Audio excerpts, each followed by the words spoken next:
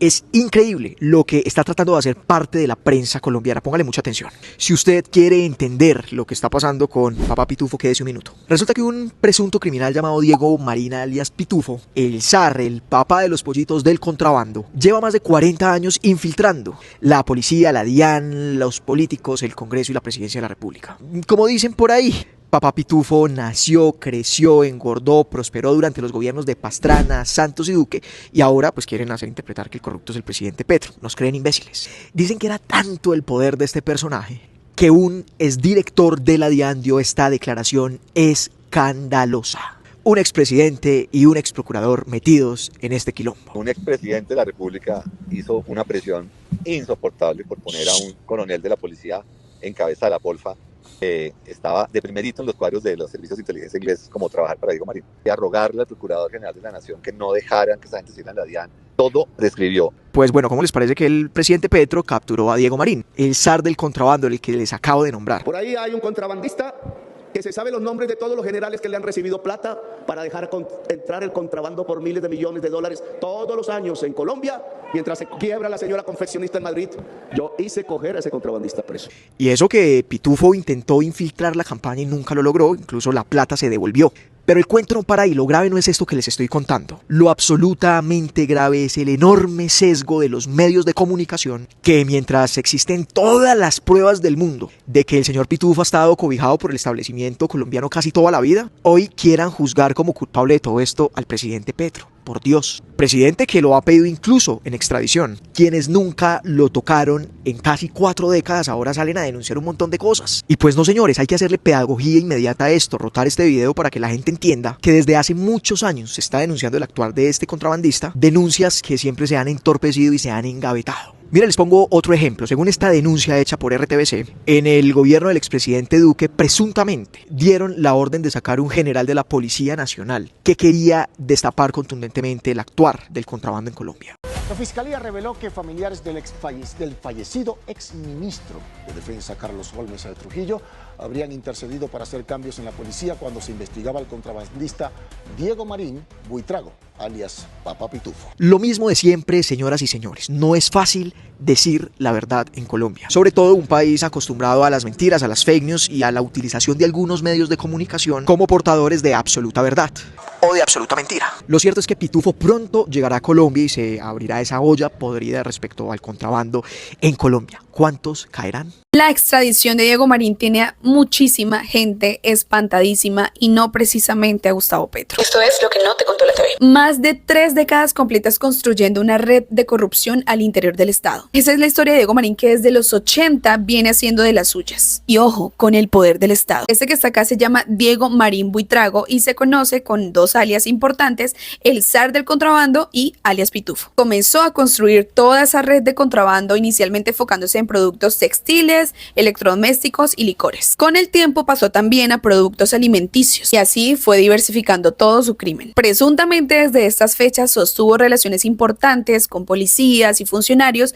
para poder proteger sus actividades ilícitas. Con todo ese poder económico en la década del 2000 al 2010, pues este señor Marín empieza a desarrollar una red que incluye funcionarios de la DIAN y de la policía para facilitar el ingreso de mercancías sin impuestos. Empieza entonces a expandir su poder al sistema judicial y político, sobornando a fiscales muy importantes para garantizar la impunidad de su corrupción. Tanto así que para entonces su nombre ya se relacionaba a ciertas investigaciones menores, pero nada fructífero pues por la influencia que estaba teniendo. Pero vean, solo pudo consolidar verdaderamente su poder desde el 2012 al 2018 más o menos. Ya para estas fechas los medios de comunicación lo señalaban como el zar del contrabando. Se vincula al proceso de lavado de activos y además también empieza a ingresar productos por el puerto de Buenaventura y por el puerto de Barranquilla. Empiezan a filtrarse reportes que lo vinculan a gobiernos muy importantes, no solamente locales, sino también a nivel nacional, pero adivinen qué, no se presentan cargos concretos, qué raro. Para el 2018 como que las investigaciones se ponen serias y entonces el nombre de Diego Marín empieza a aparecer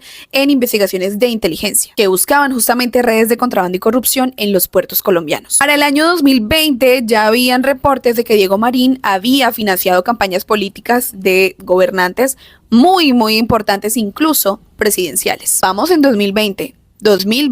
¿Ustedes se acuerdan el porcentaje tan escandaloso de impunidad que tenía la fiscalía en ese entonces? Porque era del 94%. Pero la cosa no acaba aquí porque de hecho en la campaña presidencial del año 2022 también se menciona su nombre, porque presuntamente quiso infiltrar con dineros ilícitos la campaña del pacto histórico sin tener resultados porque se descubrió, se supone a tiempo, esta posible infiltración y se rechazaron esos dineros. Para el 2023 se exponen informes importantísimos ante el Ministerio de Defensa que comprueban que este señor Diego Marín había influido directamente en la elección de oficiales importantes de la fuerza pública y miembros de la DIAN. También en exfuncionarios gubernamentales, todo esto con sobornos. Justo para el año 2024, el gobierno colombiano con apoyo de autoridades internacionales capturan por fin a Diego Marín y empieza su proceso de extradición. Lo capturan en Portugal después de años y años de operaciones ilegales sin ningún tipo de consecuencia. Adivinen que en las investigaciones se presume que se va a desmantelar una red enorme de corrupción que apoyaba estas operaciones ilícitas de contrabando, del zar del contrabando, de alias Pitufo Diego Marín, con por lo menos tres administraciones previas, administraciones nacionales, departamentales y también locales. Bueno, el señor Diego Marín está solicitado en extradición desde el año pasado. Se solicitó a España, España nos concedió la extradición.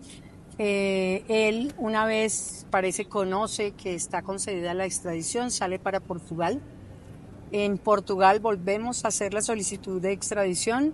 Portugal entra a resolver el 20 y hace el proceso de admisión de la extradición, pero desde que él entró a Portugal sabemos que hizo un trámite de solicitud de asilo. Esto significa dos cosas. Primero, que hay un recurso frente a la extradición y dos, obviamente, frente al asilo, que está dentro de la convención y por lo tanto tienen que resolver el asilo porque hay una protección temporal teniendo que verificar el país que está solicitando, en este caso Diego Marín, que lo recoja en la modalidad de asilo, verificando que las causas que invoca son reales, pero obviamente ya tienen la información de que en este país se está generando una investigación por delitos de lavado, concierto y demás.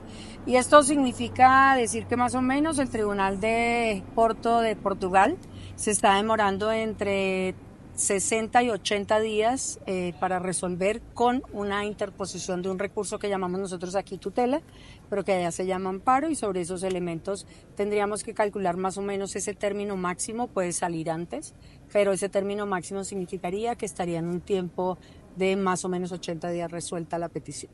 O sea, en 2 meses podría ser extraditado. Sí, ahora no podemos garantizar el resultado de Portugal, porque obviamente tendremos que esperar qué es lo que evalúan dentro de la petición de asilo y desde ese punto de vista que resuelven el recurso, pero lo lógico es que cuando se demuestra que las causas de asilo están previstas de manera internacional, las causas de asilo es un recurso que se puede ejercer en un país cuando uno es digamos perseguido político y demuestra que es perseguido político. En este caso no hay ninguna condición frente a ese hecho, o dos, que está abandonando el país por ser un perseguido en términos de guerra y en términos de conflicto. Aquí no existe ninguna de esas razones.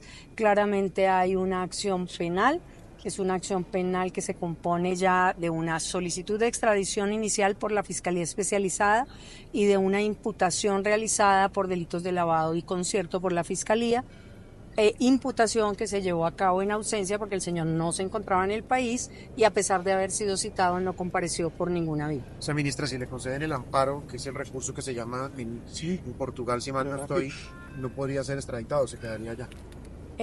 Sí, correcto. Desde ese punto de vista tendrían que mirar si procede, pero yo no me atrevo a especular. Yo prefiero esperar las decisiones que tomen tanto en la figura de asilo como en la figura de extradición, porque desde ese punto de vista cualquier especulación puede ser errada. O sea, 80 días máximo para saber si correcto. Viene a Colombia. Diego Marín viene a Colombia.